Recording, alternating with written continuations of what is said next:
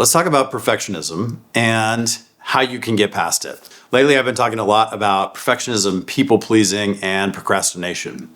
They're all related, they're all linked. The thing they have in common is you're avoiding rejection. You're avoiding a perceived negative outcome. So if you're stuck in perfectionism, where you keep trying to improve things, then a couple of things are probably true.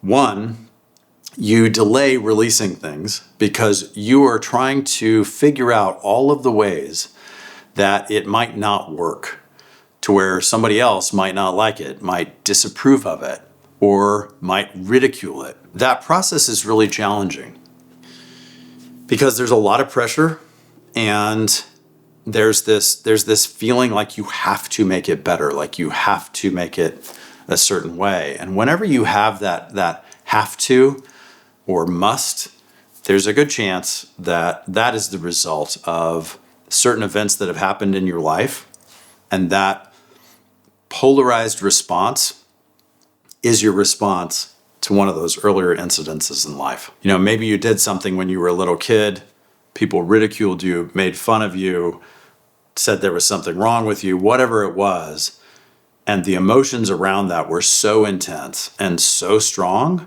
that you're like, I'm never going to let that happen again, right? I'm going to do everything perfectly, and I'm never going to release anything that's not perfect. It just puts a tremendous amount of pressure on you. How do you start to unravel that? How do you start to unwind it? And how do you start to overcome it? Part of it is recognizing it for what it is. They say that awareness is the first step to change. And that's true, because when you bring your conscious awareness to something into an area where you were previously unconscious about it, or it was in your subconscious, now you can start to work on it. Now you can start to bring other strategies and tactics and see what happens. Is perfectionism merely a standard that you have that is just incredibly high? Or, if you're honest with yourself, is it a way to hide? Is it a way to avoid rejection?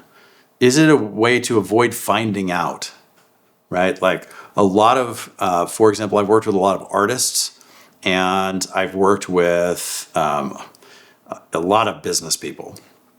And the closer the thing that they're doing is to who they are, the more they procrastinate. And they're procrastinating more because there's this fear of, I'm going to put this thing out into the world, and it's so close to who I am, it's so close to the essence of who I am, that when I release it, if people don't like it, if they reject it, they're rejecting me. Now, they're not saying any of this. They're not even consciously thinking any of this, but that script is running in their head. It's running in their subconscious mind. And something that Carl Jung said, Carl Jung was a protege of Sigmund Freud. He said, as long as the unconscious remains unconscious, it will rule our lives, and we will call it fate. In other words, we'll feel like we're in a movie where things just keep repeating, and we can't figure out why. But we sense that there's a pattern. And part of what's going on there is that you have these scripts in the background, and they're running in the background, and you're not even aware of them. This is an area where I really help my clients. It's to bring into full awareness the things that are running outside of their awareness, AKA in their blind spots. So if you have this script in the background that is, if I release this, people are going to hate it, right? Then they're going to hate me. They're going to be rejecting me. How much time are you going to spend perfecting it? How much time are you going to spend trying to get it right before you ever release it? How much time are you going to spend on it before you share it with other people? A lot of time. And that can be really challenging when you are actually operating in an environment where you need the feedback of other people to refine the thing that you're working on. Because what if it's not something that you're working on that they are going to judge?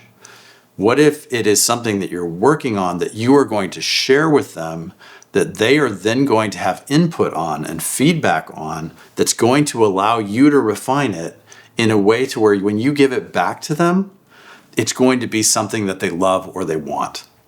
we tend to operate in these silos, in these vacuums, right? And this can be really challenging if you're more of an introverted person, because you're used to solving things alone. You're used to figuring out things alone.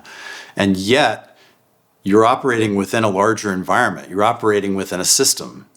And if the thing that you're doing is something that the world needs to accept or like or buy or approve of in order for you to be compensated or for you to do well, it's really challenging to do that without any feedback. It's really challenging to do that without working with your partners. And your partners are the people in the marketplace. So one of the things you have to do is start to realize that, for example, the art is not the artist. The thing that you are creating, while it may be close to you, while it may be a close approximation of who you are, where you maybe just be putting your heart and soul into it, it's still not you. It's still not you. It's something you are creating. And if you can start to make that separation, it starts to make it easier. And there's deeper work to do. You need to ask yourself, for example, why are you rejecting yourself? The reason you fear rejection from other people is because rejection has a landing spot. And it has a landing spot because some part of you is still rejecting you. Right? You're still rejecting some part of yourself that you're judging instead of accepting. And that's why you fear it so much. A lot of the work I do is as within, so without. If you're judging yourself, you'll fear judgment.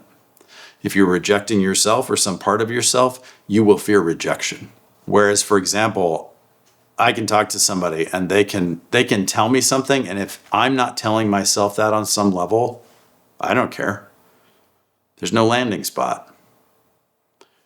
But if I'm judging myself for that thing and then somebody says something about it, it hurts, right? Because it's a confirmation of what's going on inside. So if you want to start to move beyond perfectionism, start to separate yourself from what you're creating and start to realize that it's not you, even though it's very close to who you are. Start to realize that the more you're rejecting yourself or judging yourself, the more you're going to find people who do that. We do that. It's confirmation bias. It's something that we do.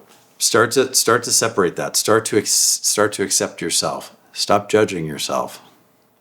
Right? Which is different than holding yourself to a standard. There's a level of harshness or negativity in that judgment. Start to let that go. And realize that you're still going to be able to create amazing things without that. One of the reasons why you do that is because it works to motivate you, to get you to perform well, or it works to get you to do things that you don't want to do.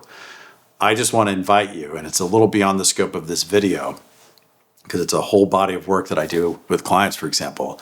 But I want to invite you to realize that there's more than one way to motivate yourself to do the things that you need to do. If you're beating yourself up to get yourself to do things, there's also another way that's positive that works just as well or better. And I know because I've done both, right? And I've worked with people who have done both. And I've helped family members who have done both. Start to shift towards accepting yourself. Realize that you can motivate yourself to do the thing that you need to do, and you can start to step out of perfectionism. In fact, one of the things that you can start to do is you can start to release things that are not perfect. You can start to share things that are not perfect. And you can share that they're not perfect. You can share that it's a work in progress, and before you make too much progress, you want to get feedback so you know which direction to take it in. And now they feel like they're part of the process and they're helping you. If you want to hear more about people pleasing and perfectionism and getting over a lot of these things which can slow you down and ultimately prevent you from living the life that you want to live, I want to invite you to follow or subscribe, and I will do my very best to share things with you that are working with my clients that will help you transform your life.